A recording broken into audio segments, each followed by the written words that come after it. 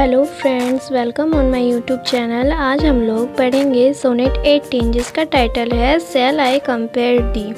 ये 14 लाइन्स की पोएम है और मैं आपको इसका पोएम समझाने जा रही हूँ। शेक्सपियर इस पोएम में नेचर की खूबसूरती को एक इंसान से कंपेयर कर रहे हैं जो उनके पोएम्स में फेयर यूथ के नाम से जाना जाता है। साथ ही उस फेयर यूथ की अमर रहने की भी बात बताई गई है। पोएट कह रहे हैं कि क्या मैं गर्मियों के दिन की तुलना तुमसे करूं, और कह रहे हैं कि तुम गर्मियों के दिन से भी ज़्यादा खूबसूरत और कोमल हो।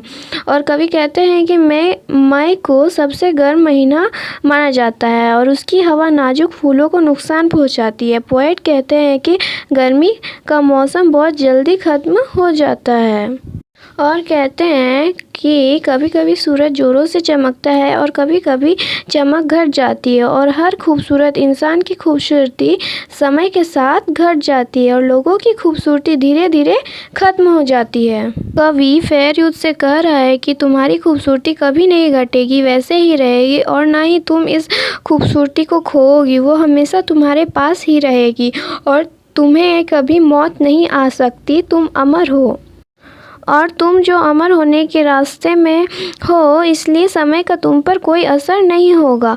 और यह खूबसूरती इमॉर्टैलिटी तुम्हारे पास तब तक रहेगी जब तक लोगों के पास सांसें हैं और तुम्हें देख सकेंगे, तब तक तुम ऐसे ही रहोगी। तो जब तक मेरी ये कविता सोनेट रहेगी तब तक तुम्हें ज़िंदगी देगी, मरने नहीं देगी और हमेशा लोगों के दिल में रहेगी। अब मैं आपको इसका समरी समझाने जा रही हूँ। सोनेट 18 एक लिरिकल सोनेट है जो विलियम शेक्सपियर के द्वारा लिखा गया है और यह पोएम शेक्सपियर के बेस्ट सोनेट में से एक माना जाता है। और इस पोएम का नाम इसका फर्स्ट लाइन ही है, shall I compare thee to a summer's day. यह पोएम 1590 में लिखा गया लेकिन इसे पब्लिश 1609 में किया गया और शेक्सपियर ने टोटल 154 सोनेट्स लिखे हैं। यह सुंदर पोएम पोएट अपनी डियर फ्रेंड के लिए लिखे हैं जिसे फेयर यूथ के नाम से जाना जाता है। यहाँ पोएट समर डे से उनकी फ्रेंड की तुलना कर रहे हैं और उसे ही अच्छा बोल रहे हैं।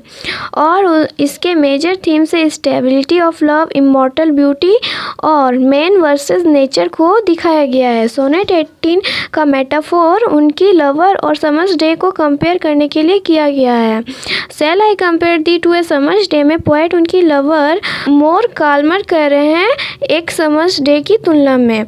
लाइन 9 में मेटाफोर है क्योंकि लवर्स ब्यूटी को एटर्नल समर से कंपेयर किया गया है। अब शेक्सपियर ने मेटाफोर के बाद इमेजरी का भी यूज़ किया है क्योंकि rough winds do shake the darling birds of May. Line 3 में हमें यही चीज़ दिखाता है और कह रहे हैं ये हवा नाजुक फूलों को तबाह कर देती है।